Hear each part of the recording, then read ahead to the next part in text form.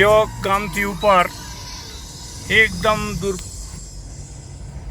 ખતરનાક પહાડી વિસ્તાર, દુર્ગમ, ભયંકર વળાંક, ઢોળાવા અને બાજુમાં ખૂબ ઊંડી ખીણો કે જેને દેખીને પણ આપણને ચક્કર આવી જાય. ઉપર ઊંચા ઊંચા પહાડ, બાજુની અંદર એટલી ઢલાણવાળો વિસ્તાર કે ક્યારે પથ્થર પડે અને રસ્તાને પણ બ્લોક કરે અને ગાડીને પણ કેટલું નુકસાન કરે કે એનું કોઈ માપ નહીં. એ ભયંકર જે ઘાટી છે. અત્યારે પ્રવાસી તરીકે અમે સૌ પેંગોંગ લેક તરફ જઈ રહ્યા છે. ત્યારે નુબ્રા ઘાટીથી પેંગોંગ લેક વચ્ચે જતાં ખતરનાક વિસ્તાર, એટલો દુર્ગમ વિસ્તાર છે કે જેને જોઈને વ્યક્તિના રૂવાણા પણ ઊભા થઈ જાય, કાળજો ચીરાઈ જાય એવા એના વળાંક, એવી એની ઊંડી ખીણો. પણ એના સ્થાનિક જે ડ્રાઈવરો છે એની જે કુન અને કળા છે જેના કારણે આપણે ખૂબ સરળતાથી પ્રવાસ કરી રહ્યા છીએ. આપ જોઈ શકો છો બાજુમાં જે વળાંક આવે છે એકદમ ઢલાણવાળો વિસ્તાર છે, જેને ખડી ઘાટી એકદમ બાજુની અંદર હમણાં વળાંક આવશે. આપ સૌ નીચેનો એકદમ ખીણ પહાડ વિસ્તાર પણ આપણે દેખી શકીશું.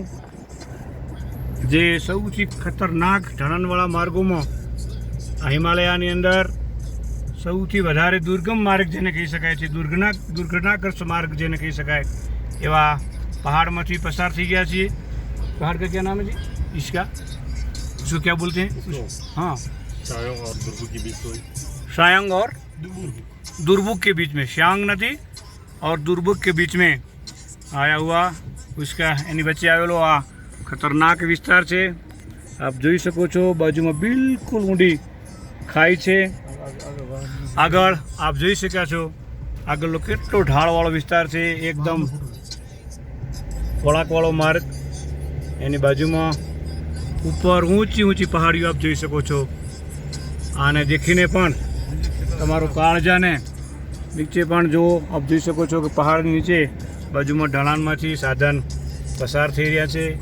એવા ખતરનાક મોડ, રસ્તા પણ ખતરનાક છે, ઉપરથી પહાડ પણ નીચે પડી શકે છે. ડ્રેગનનું ચિત્ર આપ જોઈ શકો છો. ડ્રેગનનો મતલબ જ છે ખતરનાક ઘાટી. આ જોવાનો ખરેખર એક જિંદગીમાં મૂલ્ય લાવો છે. સામે કોઈ ગાડી આવી રહી છે જેના કારણે એનું પસાર થવું ખૂબ જ મુશ્કેલ છે. હાલ ગાડી ઊભી રહી છે. આપ સામે જોઈ શકો છો ઊંચી ઊંચી પહાડી, જેના ઉપર ક્યાંય પણ આપણને વૃક્ષ કે ઘાસ કોઈ પણ પ્રકારની વસ્તુ આપણે જોઈ શકતા નથી. ઉપરના માર્ગથી પણ ગાડીઓ આવી રહી છે, નીચે ગાડીઓ સામે પૂરું કરો.